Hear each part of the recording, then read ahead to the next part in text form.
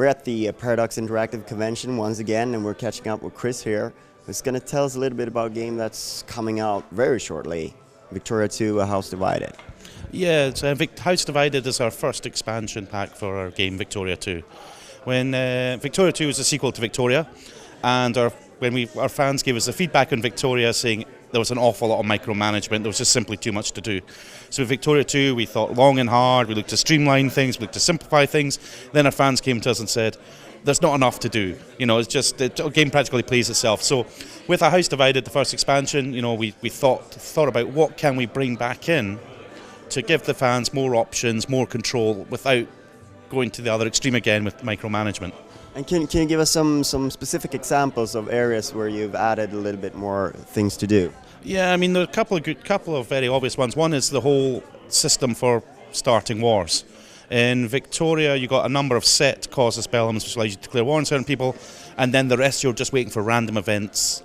So what we've done with Victoria 2 is we've removed the casus bellums and replaced them with a war justification system, where you kind of whip up your people and say that this country is evil and we need to attack them to get this. And what it gives the player is more control in how he can sculpt his country in his game, because what happens is usually you get the random event to attack someone and you're just looking at it going, God, it's Great Britain, the most powerful country in the world. Why did we them? Why couldn't I have got Haiti? So now you can pick, you can choose. There are drawbacks to it because, you know, people find it easier to justify wars against you if you start justifying wars against other people. But it gives the player options, decisions, choices for them to play the game their way. And another big change is how we treated the uncivilized countries, the people at the bottom of the pile in the 19th century. In the previous versions with Victoria, you needed to score a certain number of in-game points, and then you could press the button, declare yourself a civilized nation, and on you went. Now, there's a number of flaws with this approach. The biggest one was trying to balance it from a big country like China to a small country like Bhutan. And the other thing was it didn't really capture the fact that, you know, the Zulu nation was very, very different from, say, Egypt or China. So what we've done now is we have a series of reforms that countries can enact if they are uncivilized. And these will gradually improve their country as they pass them. And when they pass enough reforms, they can hit the button and declare ourselves civilized. So the nice thing about that system is it, you know, normalizes it between countries. So Bhutan has just as much chance of becoming civilized as China. And the other thing is that the more reforms we give a country, you know, the closer it is to civilization, or crudely, shall we say, civilization, but the better, like, the way the army will perform and the economy performs. So therefore we can create that difference between a really primitive tribal state like the Zulu Empire and a far more centralized state like Manchu China. So there's a little bit more of a sliding scale. Yeah, more of a sliding scale, and also again for the player more options and choices for so they can play the game their way.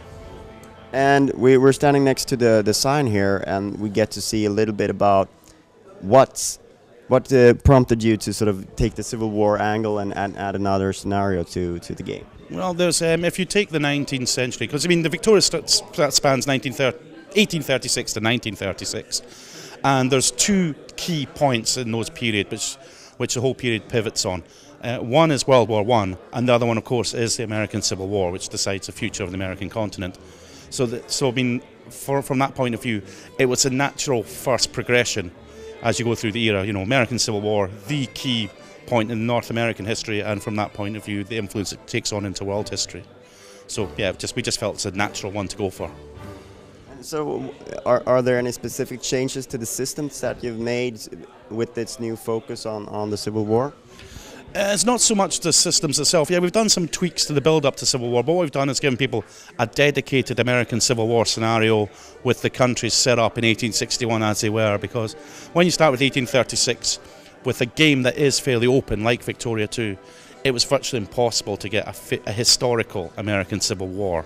So now, for those people who, you know, want to start with that historical American Civil War, we give them a nice start point. We've done all the research to set up the world, and hopefully it'll be there, ready for people to enjoy.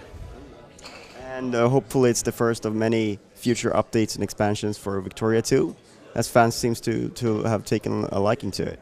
Yeah, well, it's also I'd say my favourite Paradox, you know, franchise. So I'd certainly hope it will be one of many. Let's hope that Fred gets to shave his head once more. Certainly, I'm always here to give Fred a bad hair day. Thank you very much for your time. Thank you.